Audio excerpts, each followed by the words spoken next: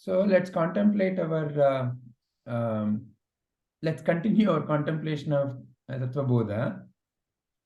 We have been now looking at the very last chapter of Tattva Bodha, Jeevanmukta, and how Jeevanmukta becomes free from karma. And we were looking at talk 76 and talk 77, which is like the culmination. And here in the notes, it's the 76 and 77 together. So who would like to summarize the final talk?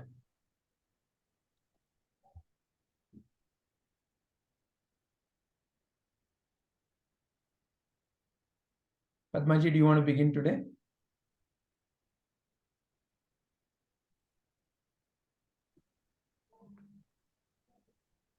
Yeah, okay, sir.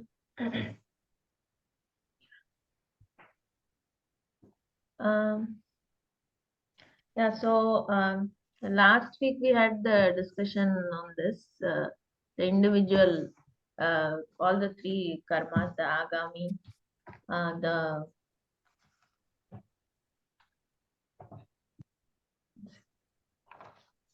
agami, sanchita, and the prarabdha.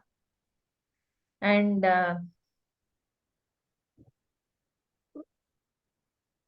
so what we understand is for a jnani, his karmas get distributed, whether they are good or bad. And karmas are basically what for me, the take was that karma, if it is not surrendered, it leads to further actions. And so there is no end to karma as such. So even for a Jeevanmukta, there is no end to his karma. By that I mean just the action itself, because even though you are realized, you continue to perform action, but the motive and the reason or the purpose of those karmas change drastically. It is done only for loka kalyana, whereas for us the karmas might be still only related to me and mine sort of purpose, which is driving our karmas. So that is the basic difference between the karmas that we all perform and jnani is performing. So that was the Giving one clarity, Padmaji. Ah. This is seen from the outside perspective. Yeah. However, for the jnani, I am not the doer, I am not the enjoyer. Yeah. Is the truth. Yeah. So for him it will be like, okay, whatever I'm doing, I'm doing for myself only, because again everybody is just me. That kind of aspect comes. Another thing what I wanted to take from here is I think if we all strive to perform, or at least for myself, if I strive to perform a karma just because that is what it is supposed to be done at that point, then there is a lot of there is no attachment to it, and there is no expectation that this should go only in this way. I think when we start doing it like that, then maybe somewhere we'll begin to more understand how a jnani feels or how a jnani's karmas are. That is something that I wanted to take for myself. Yeah. Because anyway, sitting idle is not an option. So we have to do something. So from what, how can I do it? If we ask that question each day to ourselves, I think we will get the direction correctly from within.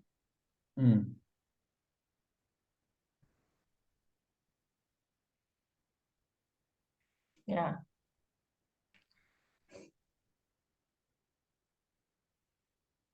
So what do you take from this last talk when it is, or what is your view when it is said, so the jnani has crossed the samsara?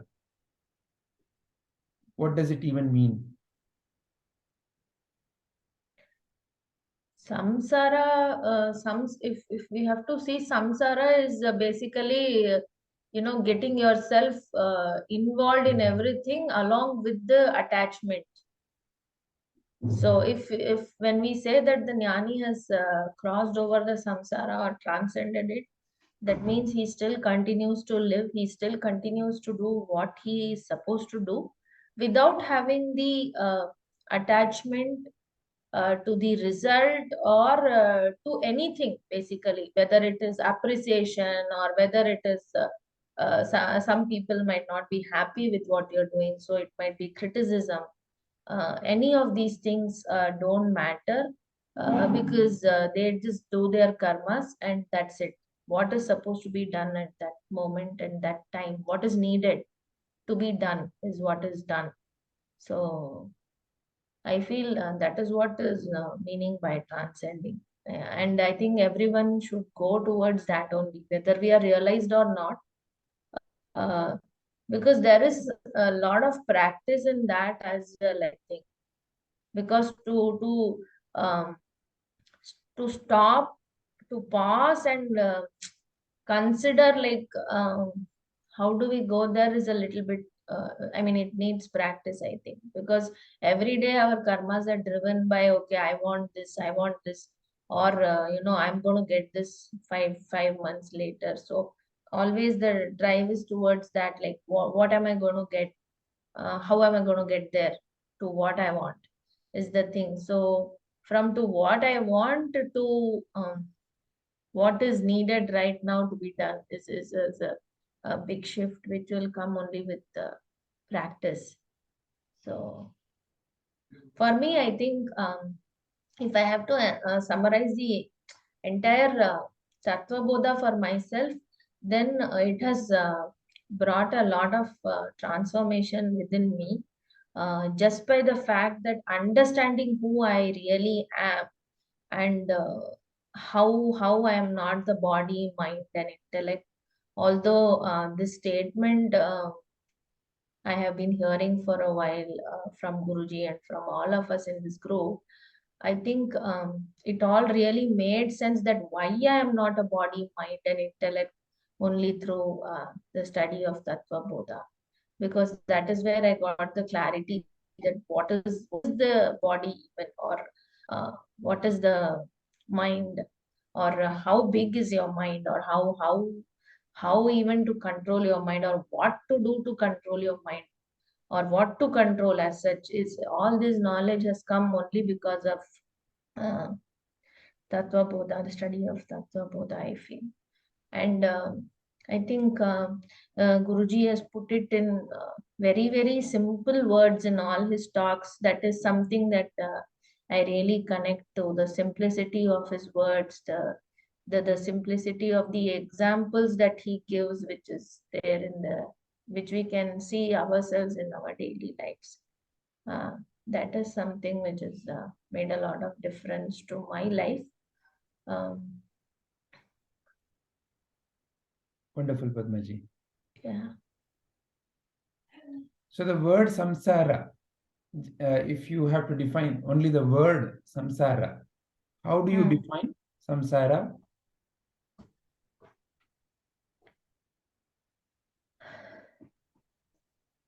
If it has to be just my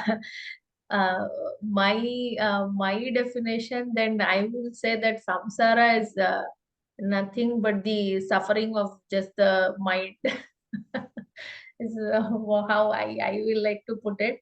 Uh, because I think there is no suffering for the self. There is no, I mean, there is nothing for the self, right? Whether it is happiness, sadness. So everything is something which is perceived by the mind, and then we get entangled into it, whether it is happiness or sadness, sufferings. So for me, I think samsara is like that. I will say a roller coaster kind of thing where you keep going round and round between sorrow, happiness, and wants and needs, and just that never ends. It's like a never ending circle, and to break out of that you need to put a very strong stop to it. So that is what is samsara to me. Very nice. Excellent. Yeah. And I And think Tattva Bodha puts that stop. Yeah, somewhere it will at least break that circle. So you're not going anymore in circles, at least somewhere there is one end, okay, I can break it like this. You have that way to break it. And how do you answer in your way, Brahma with Brahmaiva Bhavati? The knower of Brahman becomes Brahman only. Yeah, because the only thing to know is that, I feel. The only thing to know is that you are Brahman. And I think the whole I don't know if the reason is the correct word, but the reason why you are here is to ultimately know that you are Brahman. Not sure how many lifetimes it takes, but that is the that is the goal, that is the ultimate goal. So once you know that, there is nothing else to know beyond that. That is the ultimate. So once you know that, you know everything is correct only. That's absolutely correct. Because once you know that, there is nothing else to know.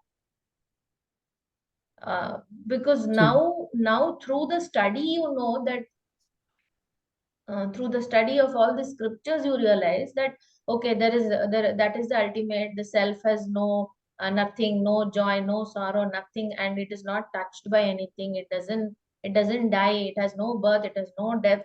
It cannot be cut. All these you know through scriptures. But when you realize it, I think that is when the learning actually is like, okay, yeah, this is who I am. To experience that is the ultimate, I feel. Because after that, then I think there is one how I see it is, there will be so much freedom because of that. There will be fearlessness, there will be courage to do what you need to do, and there will be no inhibitions also for anyone to do anything that they really want to do.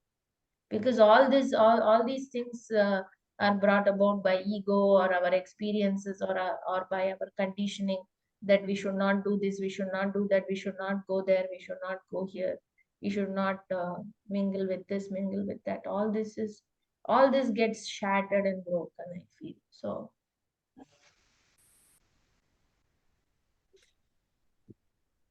in your sentence formation, it is still a will. yeah. Yeah, so there is the correction is there. Yeah, of course. If once you know, I mean, you are already Brahman. That is another aspect that you can't. Yeah. So I'm just saying it from my perspective. Like, since I'm not yet realized, I'm saying it in those words. Yeah. All these are the conditionings of the mind. Yeah. Once I know. So there is already a condition. Once I know. Yeah. Yeah. And how do you know Yeah. that once has come or not? Yeah. Yeah. Yeah. What is that once? And where is that once? What is the qualification of that once? Yeah, it's all that's again a condition of yeah, in the mind. Yeah. If I can make a comment, Yeah. this Brahma with Brahmaiva Bhavati, again, I remember this one point. We learn a lot of subjects, like learn science. I know science. Learn math, so I come to know about math.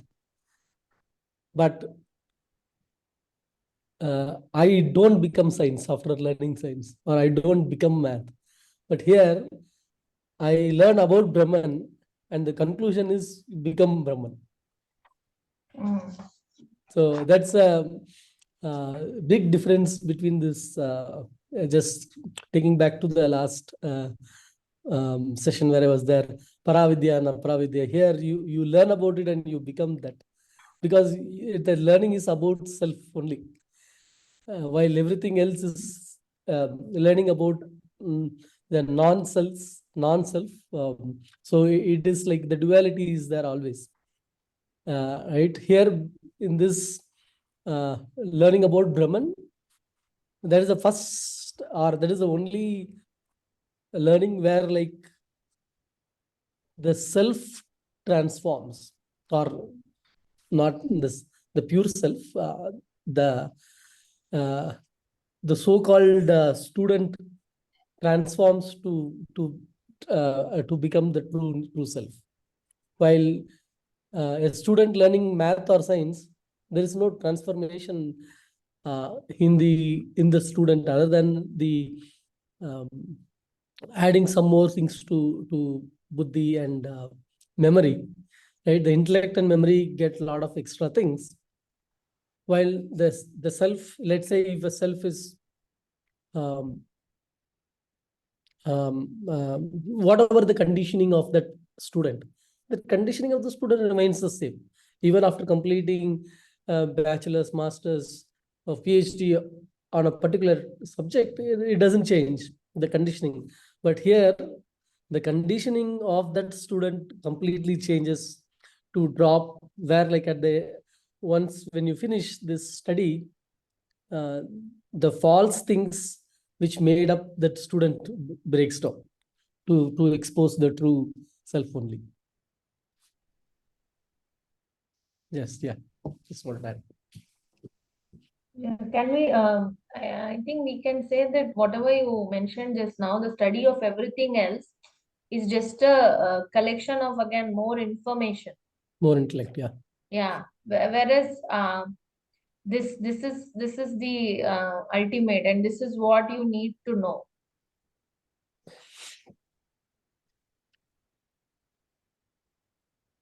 Even this can become information. Yes, if that when it is seen as another subject. another subject, yeah. No, sir, but That's right, actually. won't there be even a little bit of transformation even this with this information? I think there is, like, at least we can see it for ourselves. At least we know that okay, this is where the correction needs or something. So That is because you decided to take it, to use it for transformation. Because you decided, because you took those steps, because you walked those that path, and you are walking in that path. So ultimately it resolves to you. It began from you and it is resolving into you.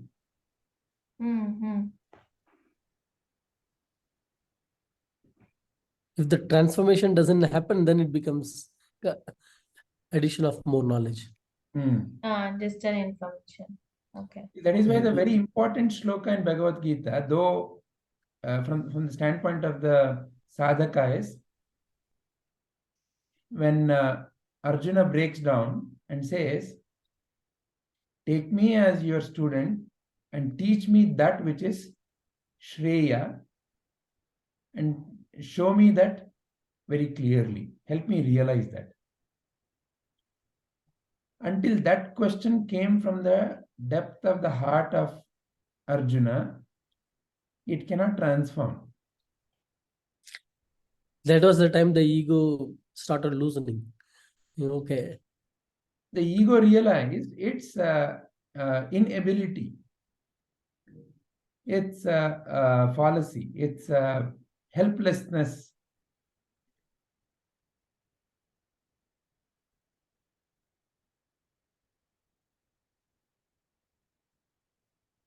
It's the same, actually, it's the same situation both Arjuna and Duryodhana go through.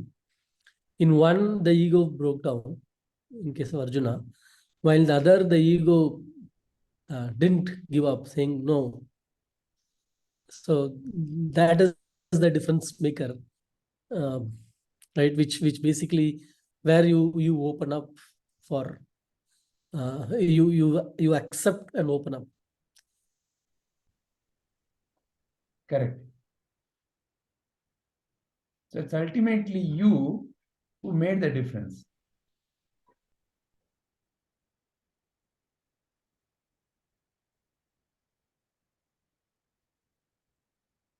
Otherwise, even this jnana can remain as pure information.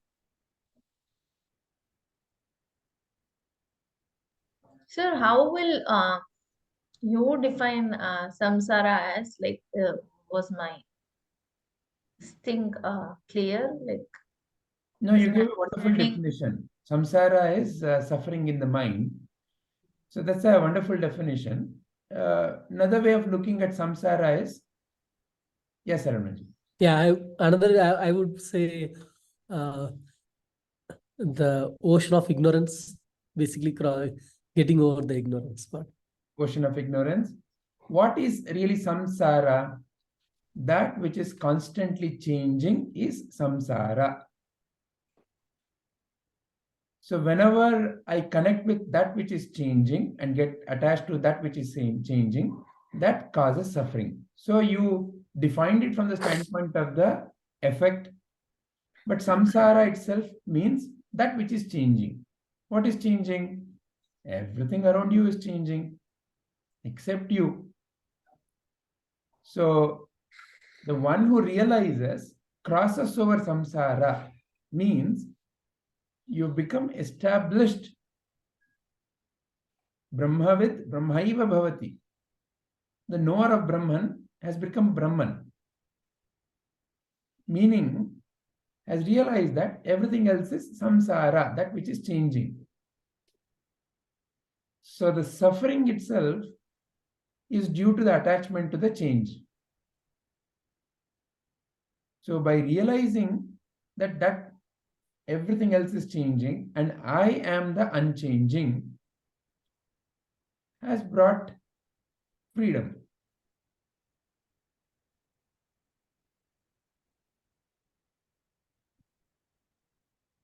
Does that make sense to Padmaji? Yes, yeah. I just wanted to know if my understanding is like correct. Absolutely. Because suffering, root cause of suffering is what? Root cause of suffering is Attachment. getting connected to your mind. And what is mind? Nothing but changes.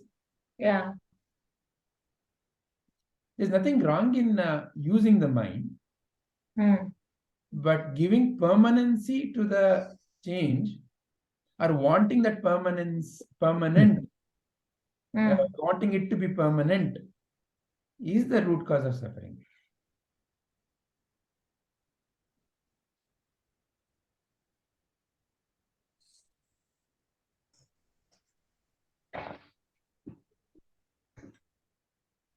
Wonderful, Padmaji. Thank you very much. Yeah. Hari Om Rupaji. Hari Om Rupaji. Hari Om Vijay, Hari Om Saranamji, Hari Om Padmaji, Hari Om Jubaji. Hari Om. So who would like to begin next on the three types of karma and the conclusion chapter? Rupaji, would you like to share your views? I'll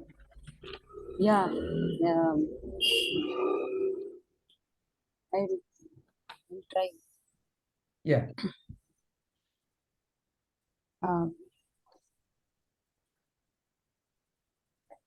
Guruji spoke about three types of karmas: Agami, Prarabdha, and Sanchita. Agami is the something that brings the result in the future. It may be now or it may be in the next lifetime. And prarabdha is what we are experiencing now. And sanchita is the total karma that we have accumulated in all these births. And it has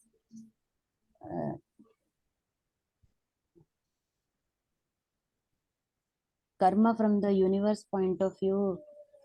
It has comparatively more time, comparatively more time than what we see it from our perspective. And the ways of karmas is mysterious, because in the examples given by Guruji, where he says about Dhritarashtra's story, he experiences his prarabdha karma 50 lifetimes later. So we do not know how karma has affected us.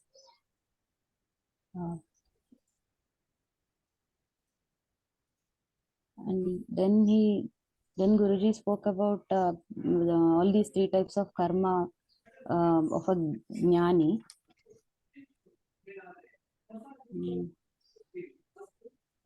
First he speaks about agami karma.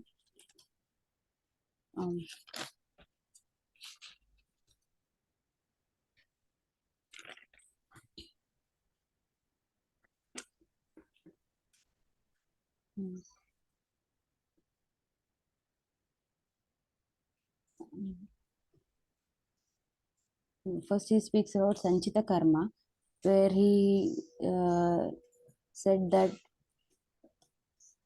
the sanchita karma of a jnani gets distributed among his students and the people who have helped him in his spiritual progress.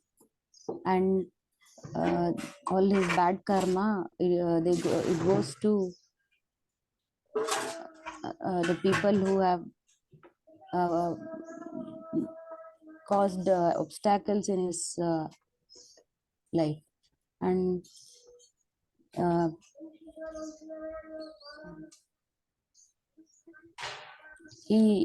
jnani does not have ego, because there's no doership or enjoyership, and so there's no ownership of ego there. And so all his good karma and bad karma are distributed, and there's no more agami karma for him.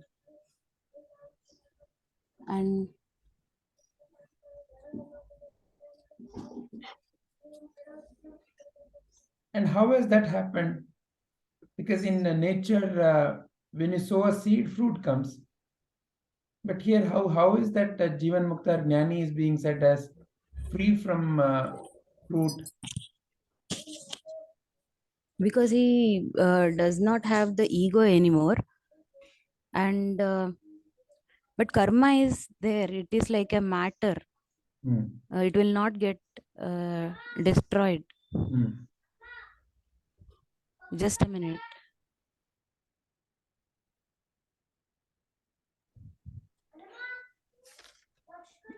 Ego is unreal. He has realized that ego is unreal, and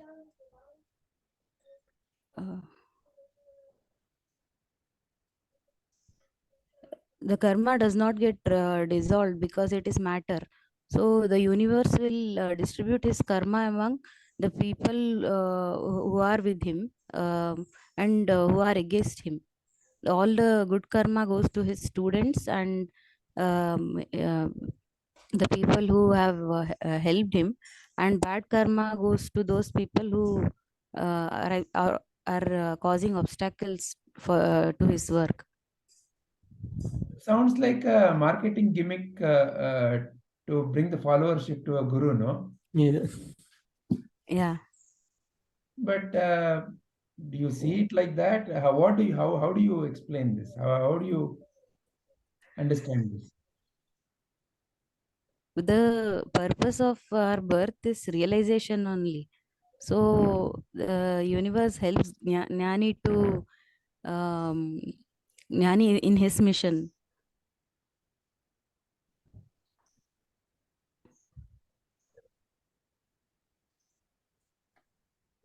This is how I see. Yeah, but when it is said that Jnani's good karmas get distributed to his students, bad karma goes to his distractors. What does it even mean?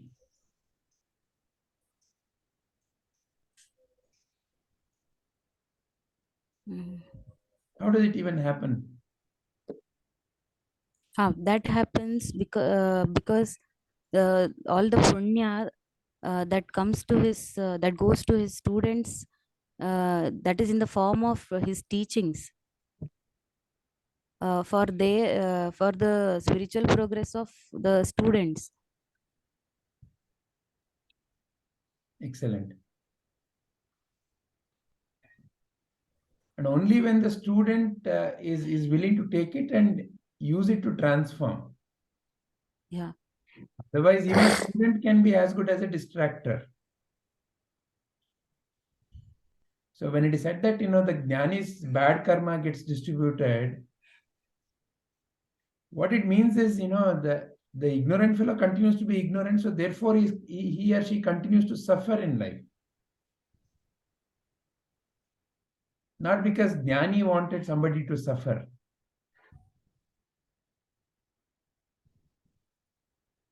Can you explain that once again, Vijayji? Narasimha, Hiranyakashipu, Prahlada.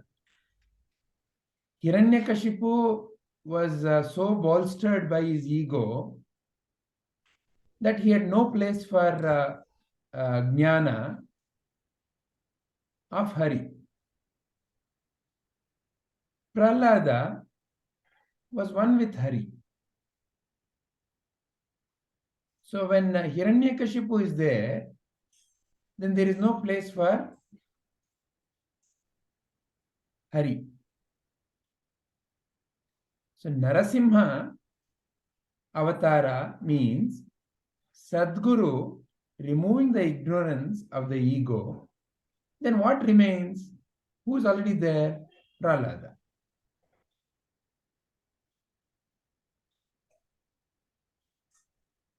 So the ego is the one which continues to block its very nature, the true nature. So as long as ego, what is ego?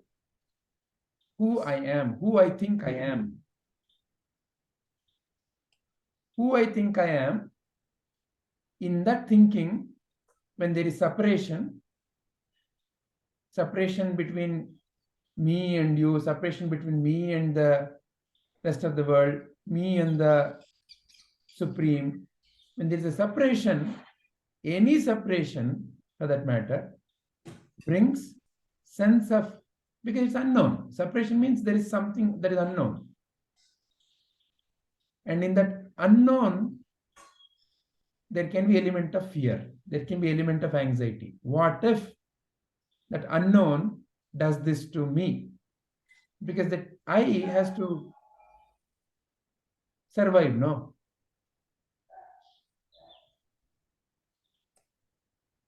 So why is this continuing? Because the ego wants to linger. Because Duryodhana doesn't want to submit his ego. Hiranyakashipu doesn't want to give up his pride of the ego. Dhritarashtra is unwilling to see the truth in what is he hearing. So the suffering of all these is due to the wanting to hold on to that pride of the ego. You know who I am, you know how great I am, you know how they hurt me, you know how good I have been. that sense of, pride in that I is the very source of all this suffering.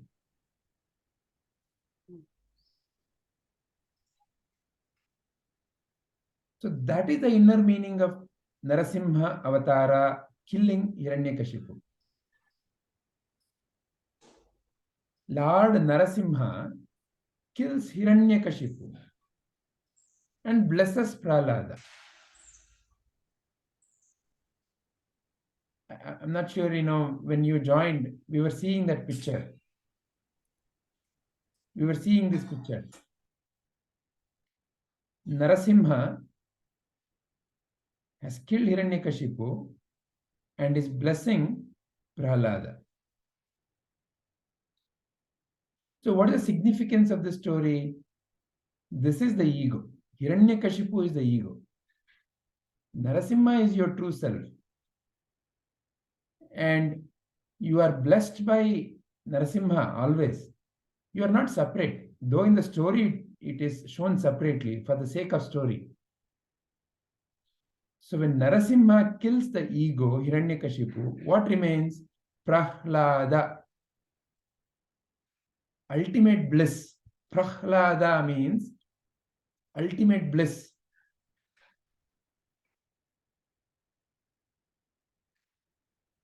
Supreme bliss.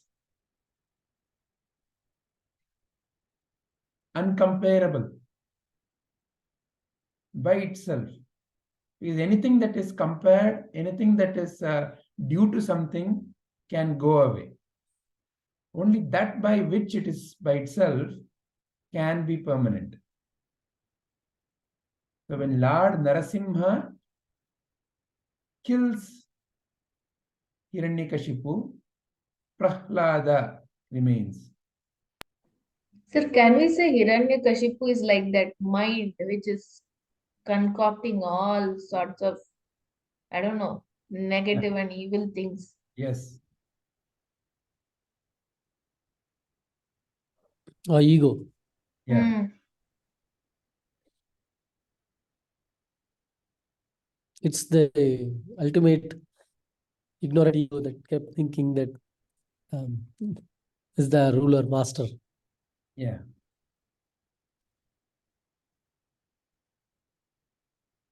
So Narasimha is the Sadguru in your life.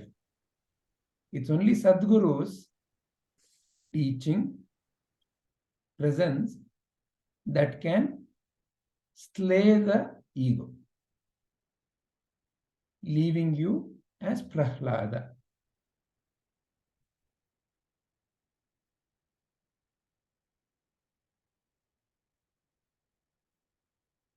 Does that bring clarity to Rupaji's question? Yeah, yes, Vijayji. Okay. Yeah. Let's continue, Rupaji. What else you want to share?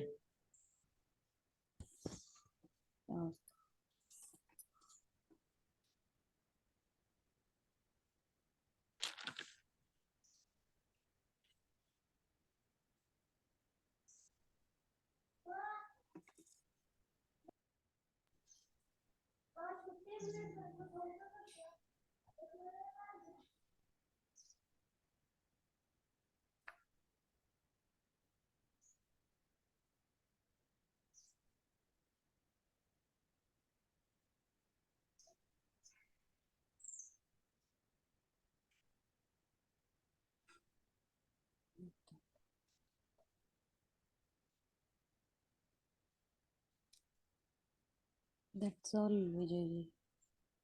All right. So what is your view on the concluding statement, Brahmavid Brahmaiva Bhavati?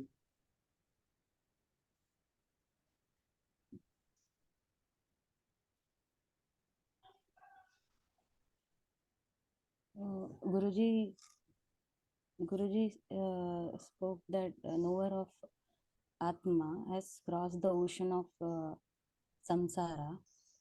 So when one realizes his true self, no more suffering, because his identity of himself that is the ego has been dropped, and he no more identifies himself with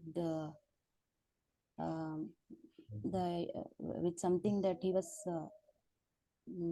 he had all these days before the realization. And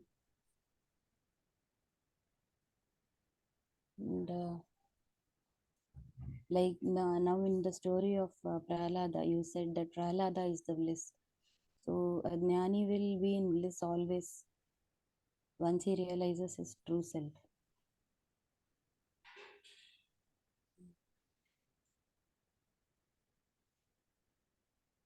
And even after realization, his body may continue, and he may be doing things for Loka Kalyana only.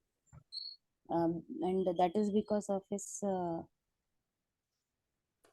prarabdha, which he has to undergo. When we said Loka Kalyana, again, is it a marketing gimmick?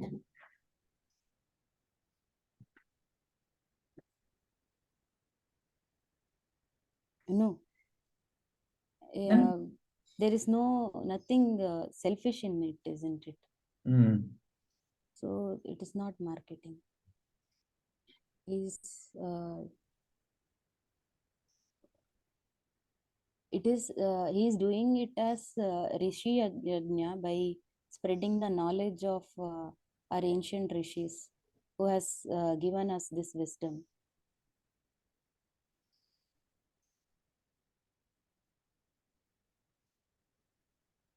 Excellent. There is no what's in it for me. Because all other games of life is about what's in it for me. Yeah.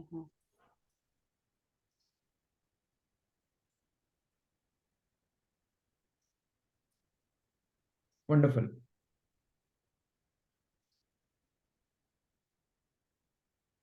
So knower of Brahman becomes Brahman only. Yeah.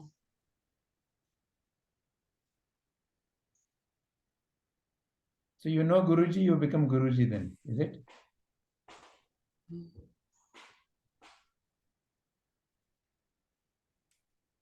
It depends on the application.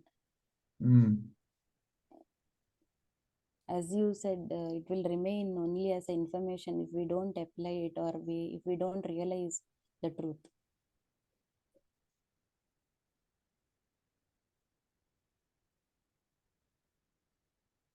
Very nice.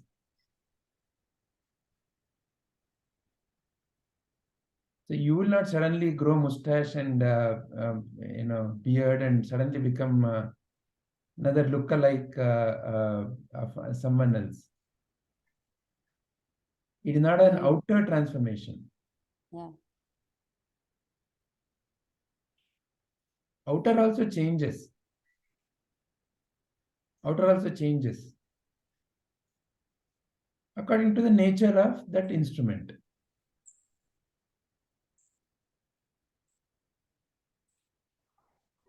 But deep inside, there is deep relaxation.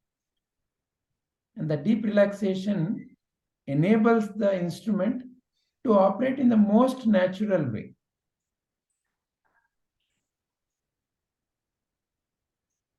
That's why children are joyful most naturally, bubbling with energy most naturally, bubbling and giggling naturally.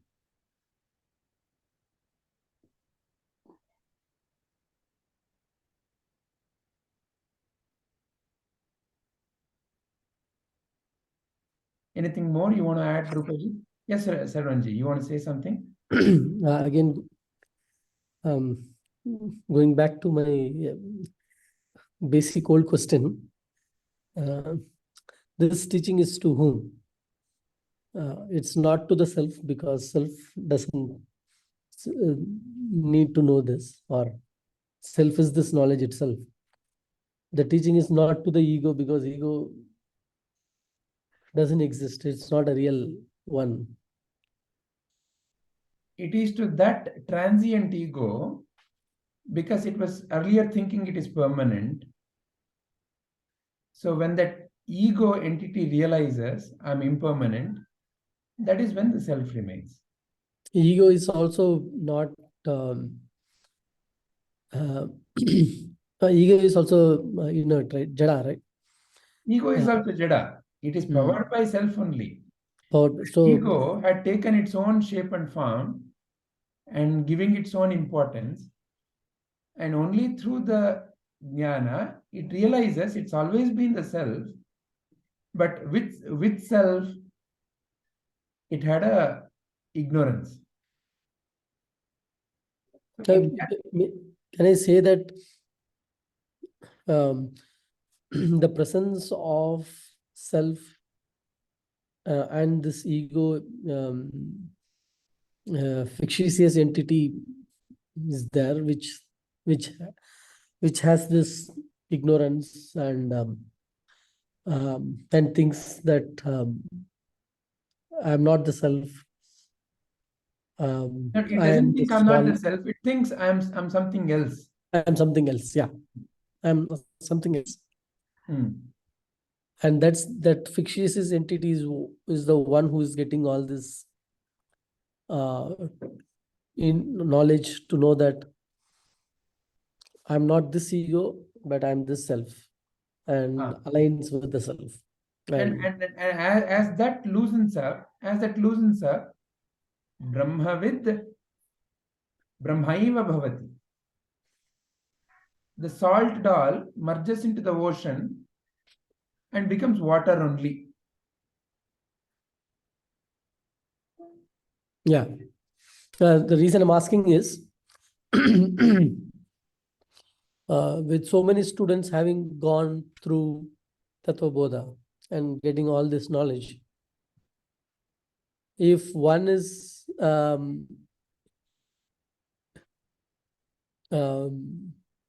what can stop from the student not becoming Brahman itself, not becoming the teaching itself? The ignorance, the continuation of the ignorance that I'm still someone else, that there is something else to be done to realize. So the very idea that, one day I will be realized, one day something magical flash bulb will open up, that continues. And that, why is that conditioning there? Because of the deep-rooted impressions. So till the impressions loosen up, how do the impressions loosen up? Through service only. Why? Because in the service, the chitta shuddhi happens. Loosening of the vasanas happen. Because still, how do the vasanas are strengthened? When I do action with I am the doer and I am the enjoyer feeling. So that is at the root of the conditioning. So that has to be loosened up. And as that loosens up, the chitta shuddhi, that is the chitta shuddhi, that loosening up. As that loosens up, you realize you've always been that.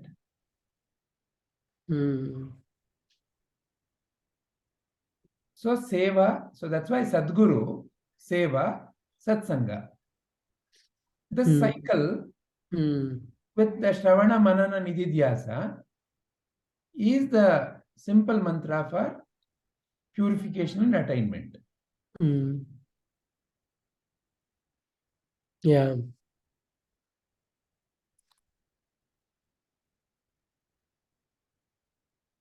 But Sadguru is important. Sadguru is extremely important.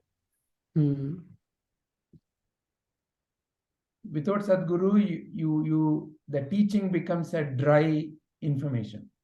Sadguru is that living embodiment of that teaching.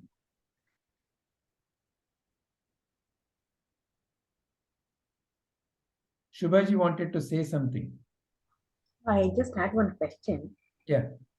On the topic of karma, does karma affect children, or does it affect only when they reach a certain age, when their ego comes in?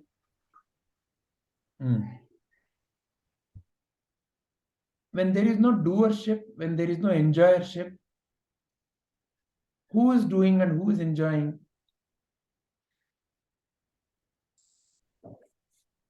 So as the doership and the enjoyership comes, all other associated baggage comes. So doership and enjoyership is the baggage that gets carried as karma. I am the doer, I am the enjoyer, is the reason for continuation of karma. So doership and enjoyership loosen up because of seva, and in that realization that I am the true self dawns, and thus the freedom from samsara.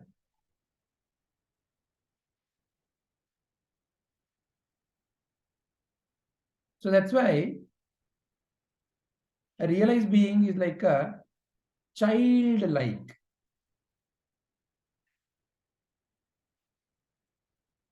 In a grown-up body, a childlike. ಅಥವಾ ಕನ್ನಡದ ಮಕ್ಕಳಾಗದ ತನಕ ದೊರೆಯದಣ್ಣ ಮುಕುತಿ. Wrongly interpreted as until you have children, you will not have that too until you have a male child. So looks like our Saravanji had a wrong draw of the cards. Padmaji, Shubhaji, Rupaji, we are all blessed. So we are all given the passport for Mukti. Saravananji. So this is how it is wrongly interpreted. Makkalagada tanaka doreyadanna mukti. And wrongly interpreted as male child. So what it really means is, till you become like a child. Meaning what? Giving up the doership and enjoyership.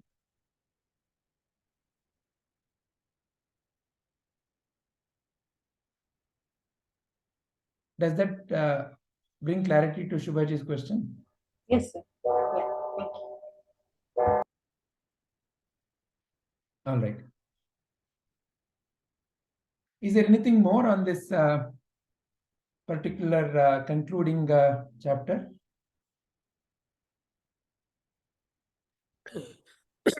No, Gigi. So it's a logical conclusion that since karma drives the cycle of birth and death,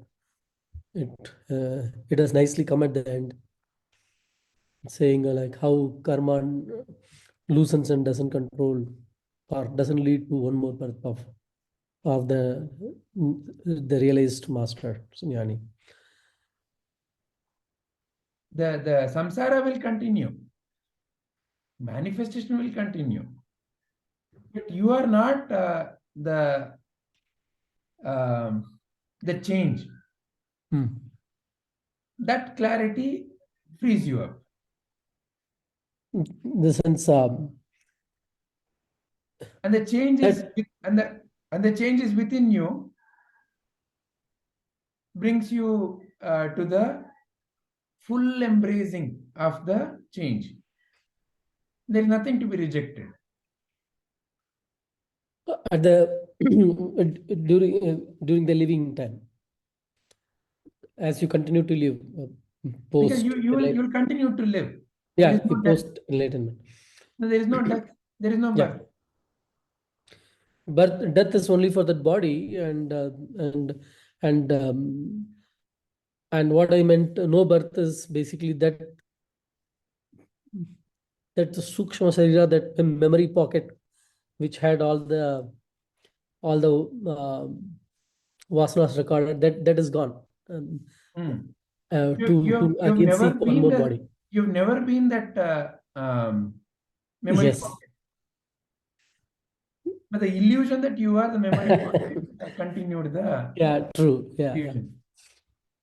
But that identity was carried, that false identity was carried through that memory pocket. Ah. Sukshma Sharira. Hmm. Yeah, and so it led to some drama in the manifest world. yeah, yeah.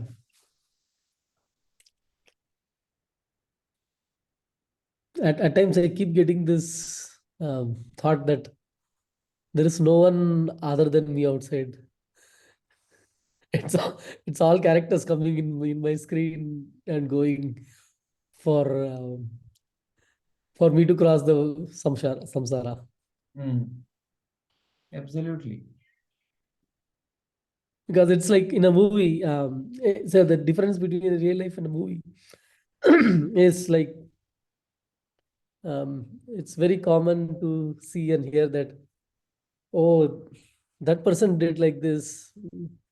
Um, I am going through this and like I'm realizing, I hope someday that person will also realize. And there is no that person so in a movie you don't say that that character should change.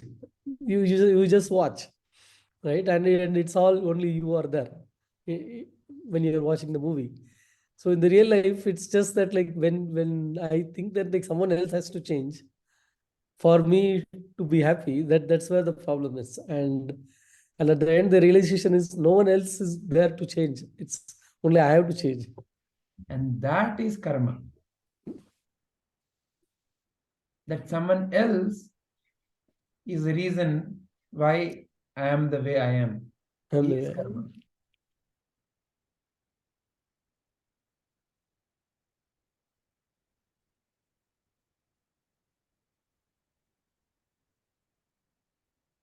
And I can see that it slowly loosens when I start, when I get this thought, and when I'm it kind of loosens. It's happening.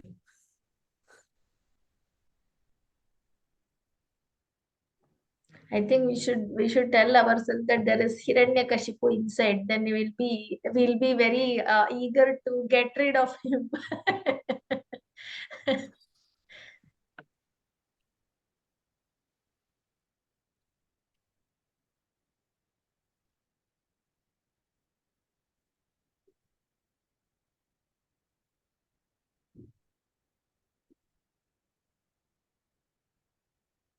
So when I am absent, what is present there? Existence only. And it's your life's experience too. When you're deeply involved with something, the ego is absent, but everything else is happening. And that has given you a sense of joy.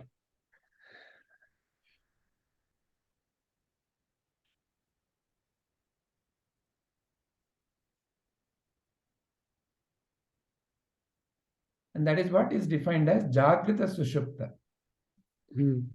Deep sleep-like condition when one is awake.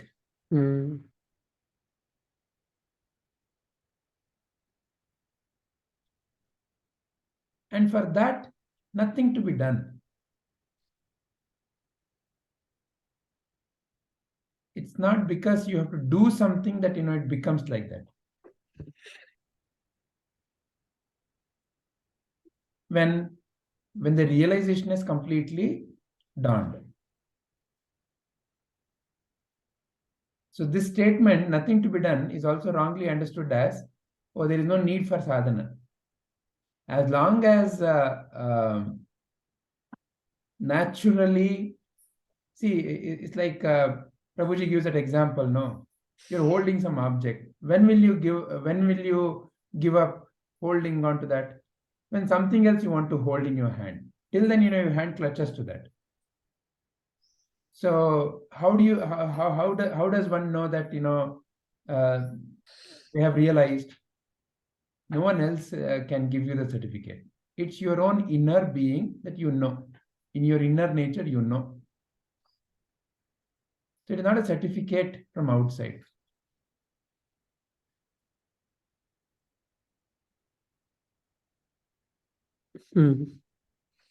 Yeah, it's like yeah.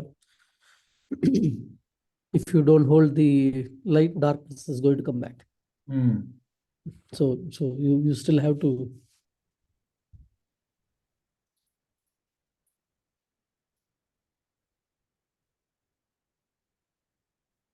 Because the darkness is always there too.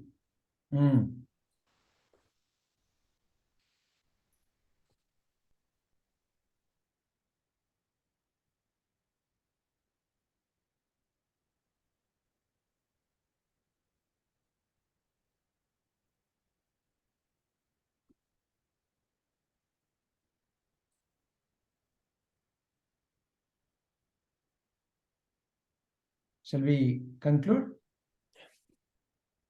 Then from our next session, shall we plan for the Purva Pakshis to come? Yeah, I think. Yeah. Shubhaji, Rupaji. Yes, sir. What, sir? Sir, will you be telling us like who's going to come? There is only one Padmaji. There is Brahman only. No, that is correct. But Brahman in different form it will come, no? Padmaji wants to be prepared for that particular form of Brahma. No, not. It can be really in the form of Pakshi or lion or human.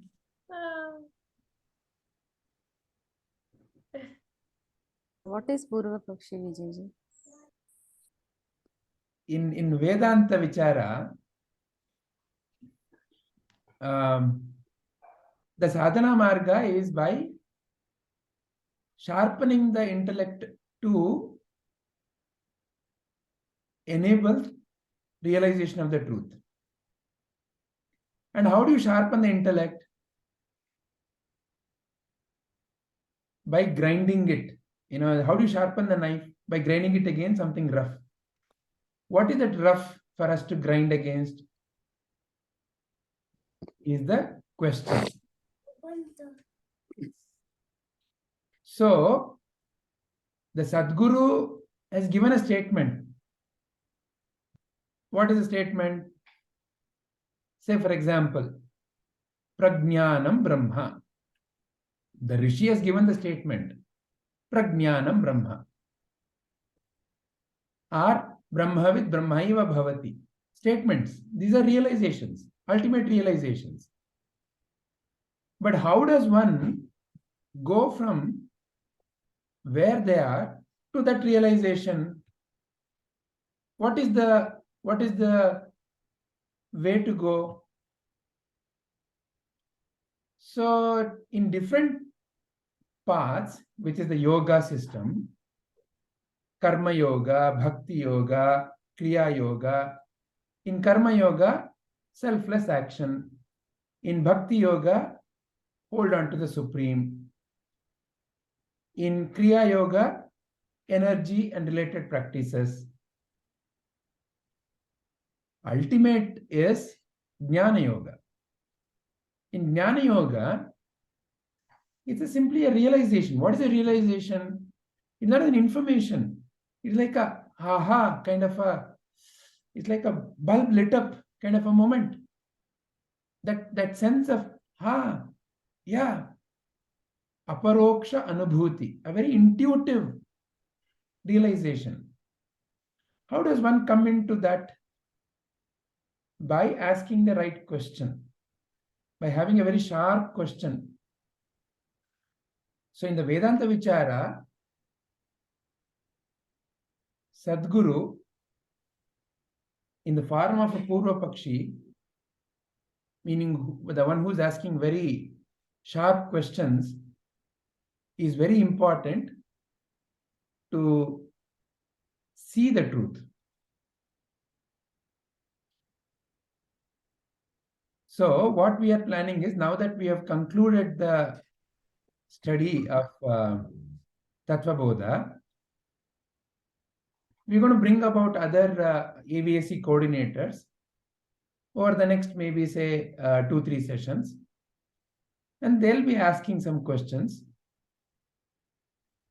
and you can based on the clarity you have so far from Tattva Bodha, by referring to Tattva Bodha or by through your own way of quoting, you can answer.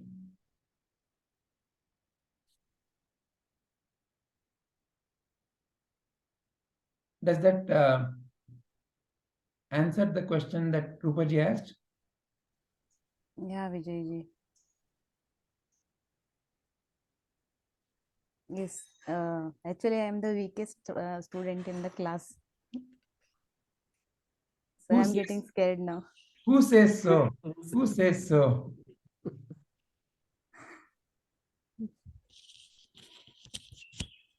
I told you that day, no, Rupaji, that you are not speaking. Now you started speaking from last 2 classes, like I don't think you can say you're the weakest and all that. Everyone has enough clarity, I feel. Okay. Also, I think it is mutual learning, no, Rupaji? Like whoever comes, maybe it's our, again, mindset that we think that they know more or we know more or something like that. Like Saravananji was sharing today that in his other group, there are many who are saying, listening to our talks and saying that there is so much of statements, very good statements you all make. So I think it's again the inner, the self that speaks through us on many occasions, that touches everybody. So in that way, I think what you speak also will touch everybody. Okay, Bhagwaji.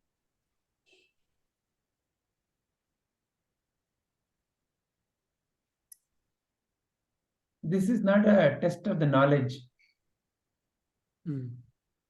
As Vijayji says, it's a circle. So even if we don't know, the others will chip in.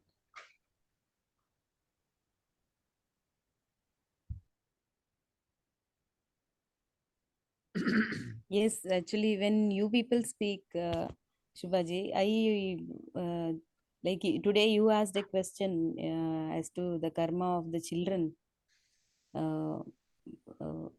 So that question was there in my mind, but I never asked. Even while listening to the talk, it did not occur to me only that I should ask this question. But this question has come to my mind earlier. So you asked the question and I got the answer without even asking that question. So when others ask the question, even our questions will be answered.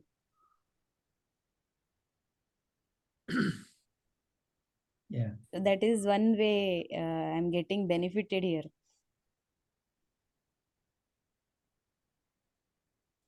I think all of us are getting benefited like that.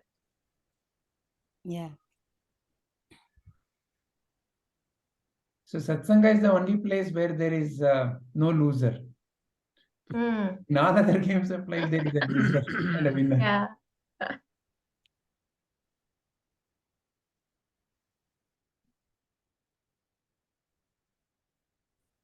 So we only have to lose her. Lose her. When you lose her, then everything is already there.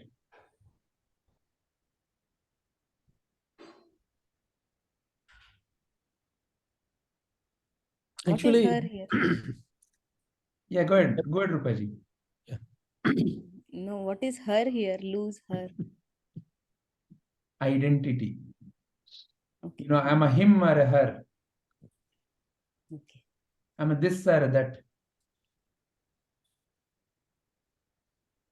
is a him or a her that can have fear, anxiety, worry, or pride, jealousy, anger.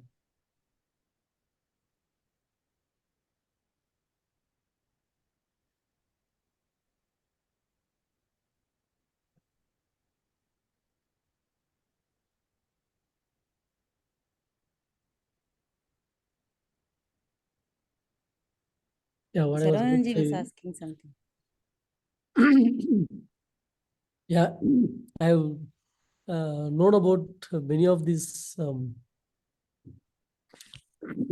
prodigies in our history culture, where like they have created a lot of these hymns for the devotional hymns, and many or none of them like would have gone through proper school to be able to write.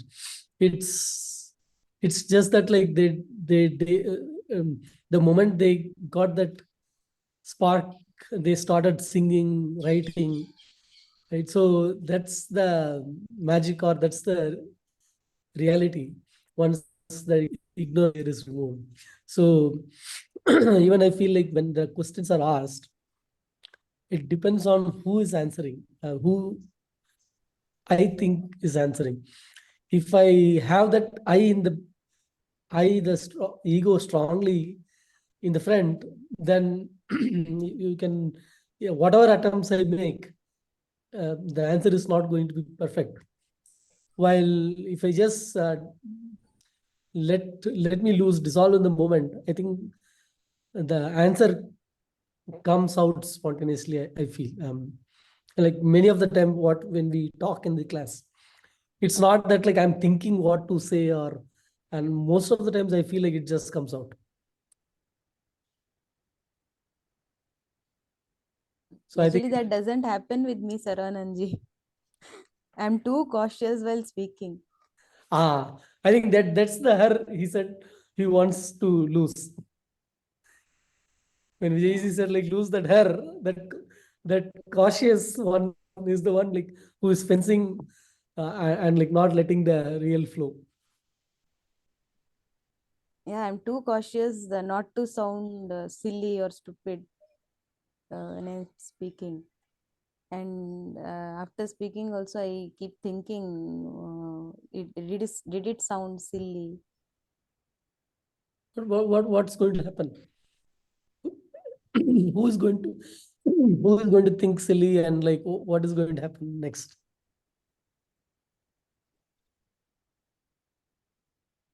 No, we actually are conditioned to be like that.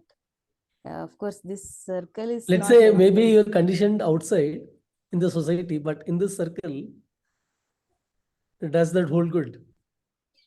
No.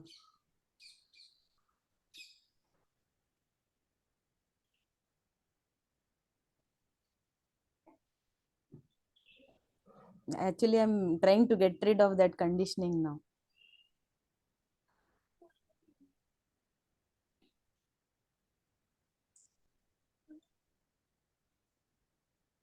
I have a question, Vijayji.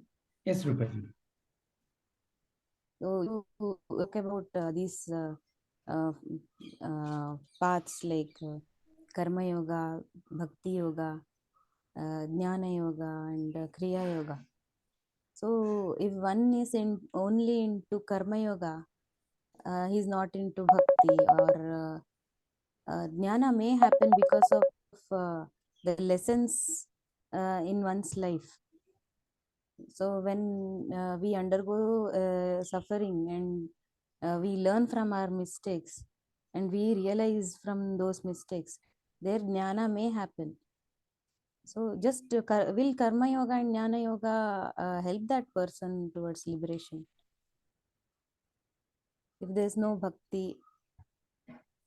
Okay. So your question is, if one is only in Karma Yoga and Gnana Yoga, does Bhakti happen? Is that your question? Yeah, without bhakti, is it possible to um, is it possible for the liberation to happen to that person? Okay. Let's understand what is bhakti first. Is bhakti something that you learn?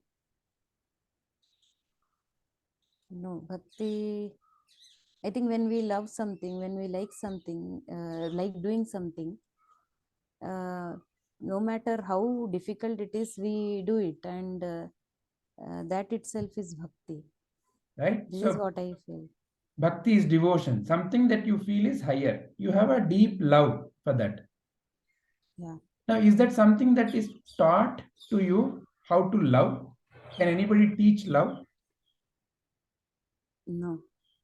So it is natural. Bhakti is natural. Only question is, bhakti about what?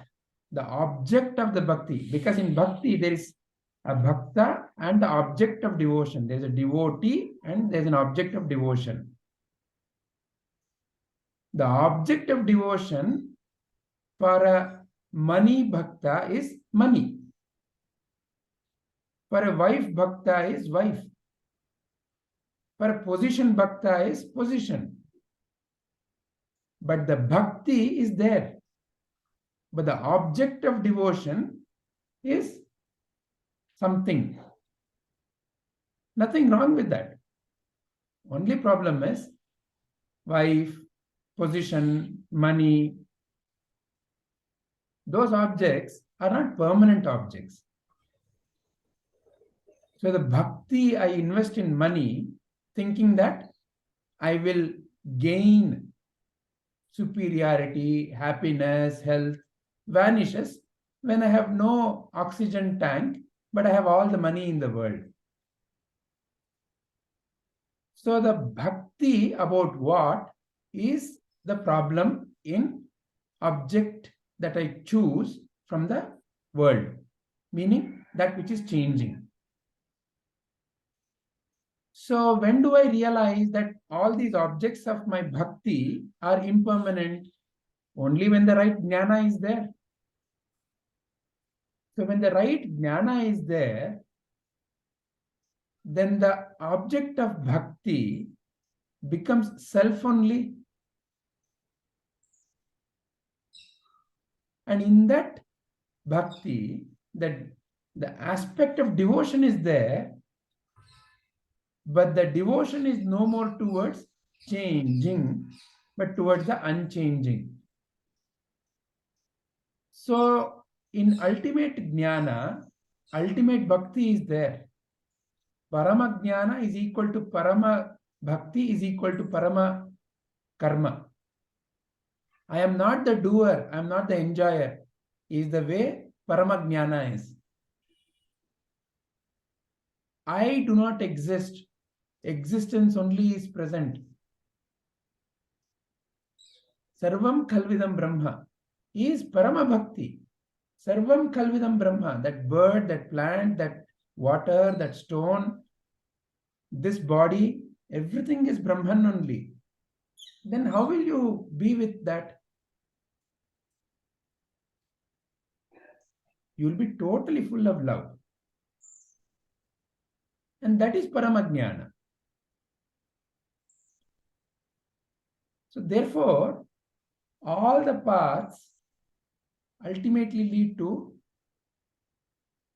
the same.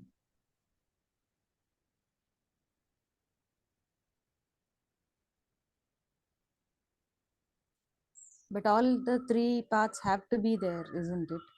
They're not Then- exclusive. They're not exclusive. It's not like, see, for example, right now we are having a discussion. Is what we are doing karma? Is what we are doing bhakti yoga? Is what we are involved in jnana yoga? Is what we are doing kriya yoga? Without the right energies in your body, you won't be able to sit. Without the right devotion towards the subject, you won't be involved. Without the feeling of this has to be the best action at this point of time, you won't be devoting your time here. And what is it leading to? The ultimate realization. So can we separate karma, jnana, bhakti and kriya at any point of time? It's impossible. Without your body and mind, where is jnana? Jnana is to who? So therefore, they're all one. But until the mind is subtle enough, you have to help the mind to tame. So one of them, depending upon their own vasanas. Someone is very rajoguna oriented. For them,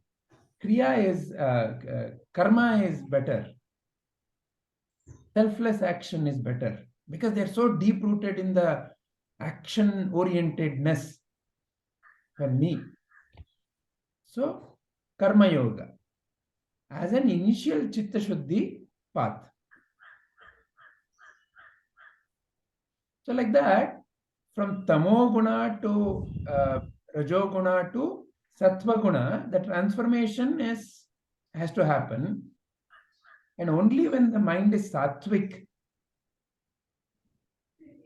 can it realize the truth. So to bring the sattva guna pradhana mind, and only the sattva guna pradhana mind, the right knowledge from the Sadguru can shine.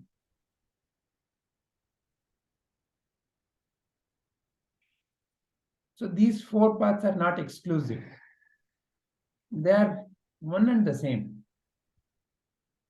Because in each one of them, the ultimate realization is the same. In Meera's bhakti, Meera is no more there. And that is why that song is divine. You know the story of Tyagaraja. So the king sent all the golds and riches to invite him to the Asthana to come and sing there. And Tyagaraja could simply say, which is greater wealth? Your wealth? Or Ram ki seva sannidhi sukhama, nidhi chala sukhama? Ram ki seva sannidhi sukhama. Which is great? So is that a bhakta speaking about Rama? Is it a jnani speaking about the Advaita?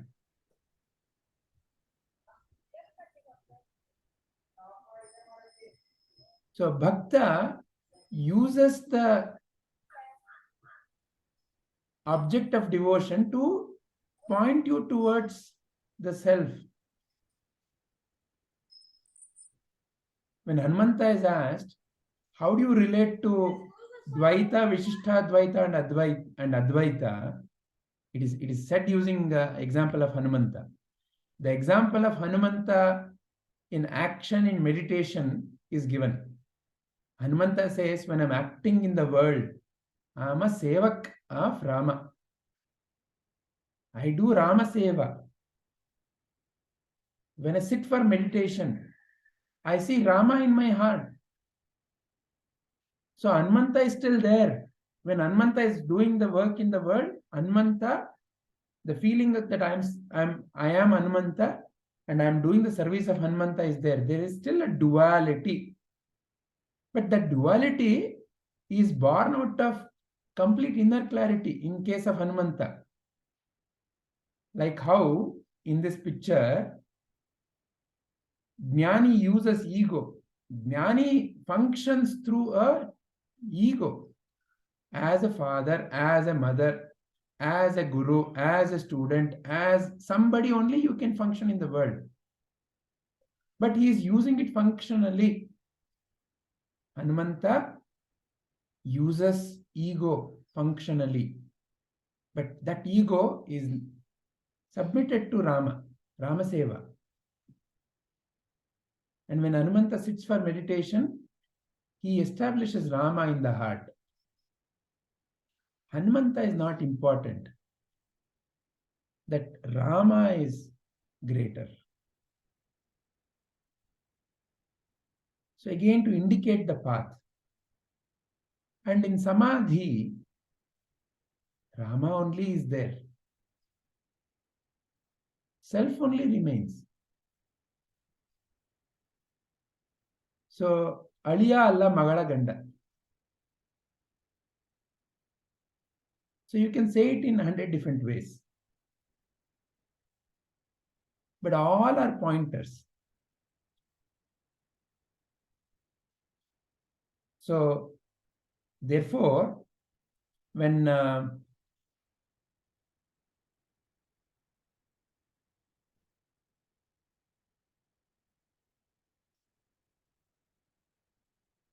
this mantra is said, Nanu nanembudu nanalla, it is not saying about something, it's a pointer to something.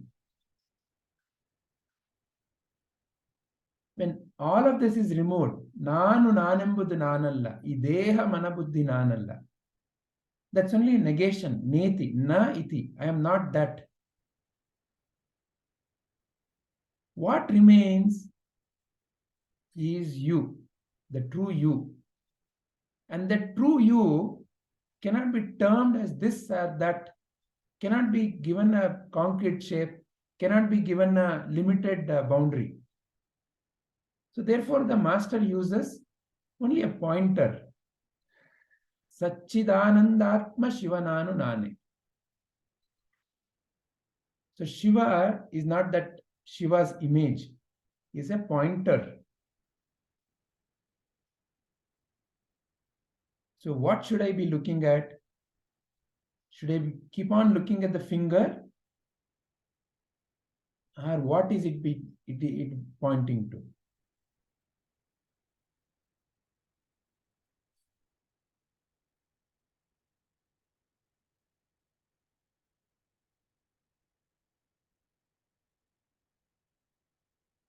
Does that bring clarity to Rupaji's question? Yes, Vijayji. Yeah. So how do you say it in your own way?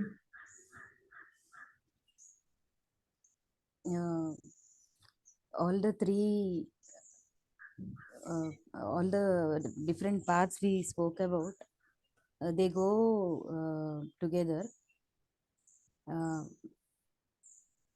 And the object of devotion could be when the shift happens in the object of devotion, one can realize himself.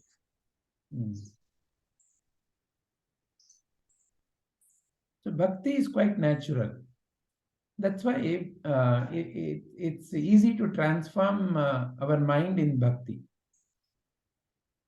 Only shift that needs to happen is the object of the bhakti. See, you have devotion towards jnana. That's why Advaita Jnana attracts you. It is still bhakti. Bhakti that Advaita Jnana is ultimate.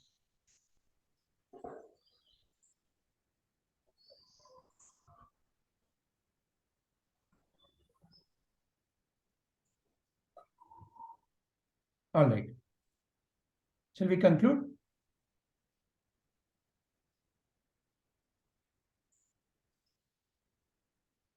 Padmaji?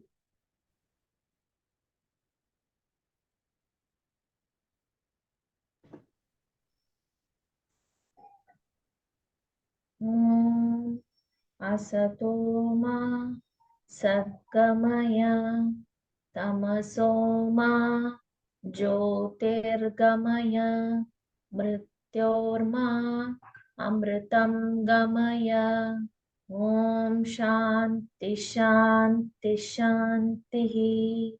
Om, lead me from untruth to truth, darkness to light, impermanence to permanence. Om Purnamada Purnamidam Purnat Purnamudachyate Purnasya Purnamadaya Purnamevavashishyate. Om Shanti Shanti Shanti. Om, that is complete. This is complete. When completeness is removed from completeness, what remains is complete. When completeness is added to completeness, Totality remains complete. Om, peace, peace, peace. Nanu, Nanenbadu, Nanalla, Ideha, Manabuddhi, Nanalla, Sachidanandatma, Shivananu Nane, Shivoham, Shivoham, Shivoham. I am not the body, mind, intellect. I am pure consciousness, Shiva Swarup. Atmadarshanam, Brahmadarshanam, Brahmadarshanam, Satyadarshanam. Recognition of self is recognition of the whole. Recognition of the whole is the truth.